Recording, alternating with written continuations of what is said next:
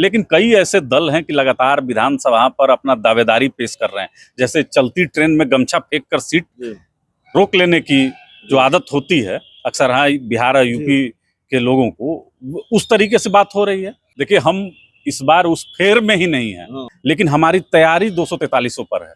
हम इस बार उस उम्मीद में नहीं है कि आप लास्ट समय में ले जाकर हमको गच्चा दे दीजिएगा, चाहे कोई भी हो। हम लड़ेंगे तो लड़ेंगे, इसमें कहीं कोई दो राय नहीं है। हम अगर गठबंधन के बड़े नेता पहले क्लियर कर देंगे कि इतनी सीटें इनको मिल रही हैं, तो उसमें थोड़ा ऊपर नीचे करके एडजस्ट किया जा सकता है।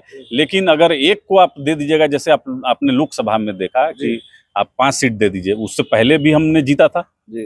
हमारे नेता 2019 में माननीय प्रधानमंत्री जी के साथ थे।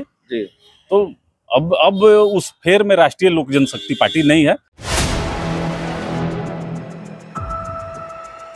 देख रहे हैं 4 PM और मैं हूं अभिषेक मिश्रा। देखिए, इस वक्त हमारे साथ राष्ट्रीय लोक जनशक्ति पार्टी के मुखर नेता, प्रवक्ता भी रहे हैं पार्टी के, चंदन सिंह मौजूद हैं, और पशुपति पारस, पूर्व केंद्रीय मंत्री, राष्ट्रीय लोक जनशक्ति पार्टी के राष्ट्रीय अध्यक्ष। उन्होंने एक तरह से कल भारतीय जनता पार्टी की मुश्किल और बढ़ा दी है, बहुत सधे स्वर में, लेकिन बहुत क्लियर कर दिया है कि अगर 2024 की तरह ट्रीट करेंगे, लोकसभा चुनाव में जिस तरह से आपने सीटें नहीं दी, उस तरह से अगर आप करेंगे हमारे साथ, तो फिर तैयारी 243 पर है और खेल हम भी कर सकते हैं, और शतरंज, सियासी शतरंज हम भी खेलना जानते हैं।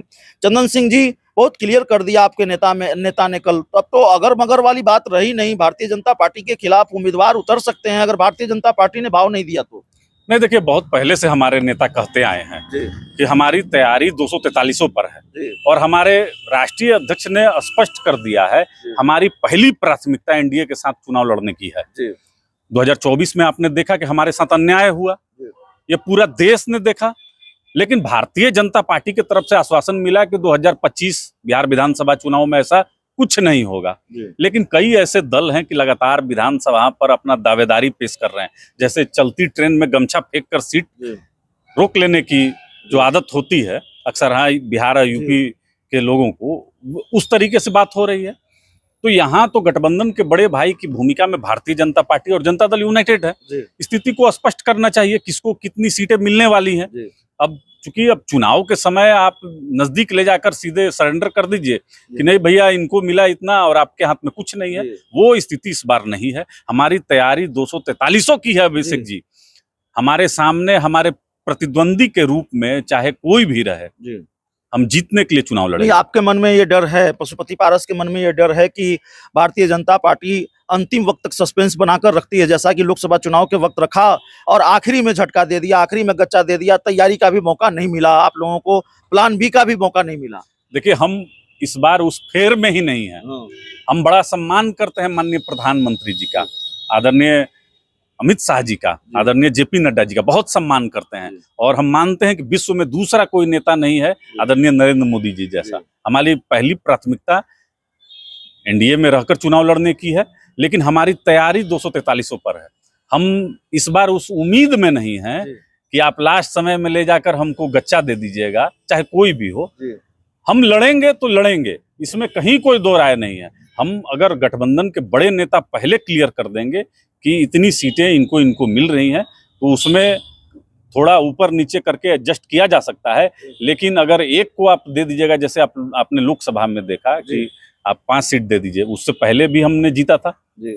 हमारे नेता 2019 में माननीय प्रधानमंत्री जी के साथ थे। तो अब उस फेर में राष्ट्रीय लोक जनशक्ति पार्टी नहीं है।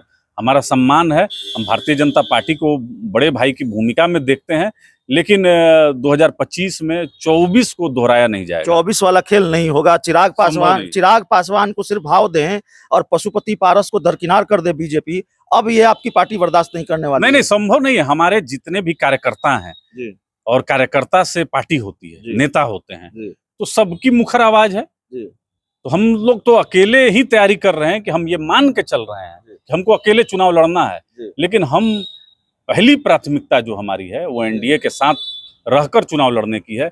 आदरणीय दिलीप जायसवाल जी को भी हमने अवगत कराया था जब मुलाकात हुई। आदरणीय अमित शाह जी से भी बात हुई थी कि हमारे साथ अन्याय हुआ है, और देश ने देखा है कि हम क्या एक सीट भी डिजर्व नहीं करते थे। जी। कार्यकर्ताओं में देखिए बहुत जो है कि निराशा है जी। कि इस तरीके से राजनीति नहीं होता है। जी। तो अब निराशा नहीं है, नाराजगी भी है। ना- आपकी पार्टी के सुप्रीमो को लेकर भी नाराजगी है कि भाई आपको लड़ जाना चाहिए था, आपने हथियार डाल दिए बीजेपी के सामने। देखिए अब किंतु परंतु तो बहुत हो गया, लेकिन सामने अब विधानसभा का चुनाव तो है। क्या टाइम फ्रेम तय किया है देखिए आपने? हमारी कब तक बीजेपी को स्पष्ट करना चाहिए कि कितनी सीटें दे रही है भारतीय? अभिषेक जी, हम हर एक विधानसभा पर अपनी तैयारी कर रहे हैं। हम तो अब फाइनल टच देने में हैं अपने नहीं, प्रत्याशियों भारतीय की। जनता पार्टी के लिए क्या टाइम फ्रेम तय किया है? कब तक बीजेपी स्पष्ट करे कि भाई आपको सीटें दी जा रही हैं, कितनी सीटें दी जा रही देखिए हैं? उसके लिए हम अपने राष्ट्रीय अध्यक्ष जी को सभी कार्यकर्ताओं ने अधिकृत कर रखा है जी। और वही बात करेंगे कि कितनी सीटों पर है, क्या टाइम फ्रेम है। लेकिन जो एक कार्यकर्ताओं की जन भावना है, जी। उससे मैं आपको अवगत करा रहा हूं कि कार्यकर्ताओं में बहुत नाराजगी है। जी। अकेले लड़ने की तैयारी हमारी मुकम्मल है। चलिए, तो हम अकेले लड़ने की तैयारी मुकम्मल है और जाहिर तौर पर पशुपति पारस एनडीए से अलग भी हो सकते हैं। बीजेपी ने 24 में जो खेल किया वो खेल 25 में तो नहीं चलेगा भाई। इस पूरी रिपोर्ट में इतना ही। बहुत बहुत धन्यवाद।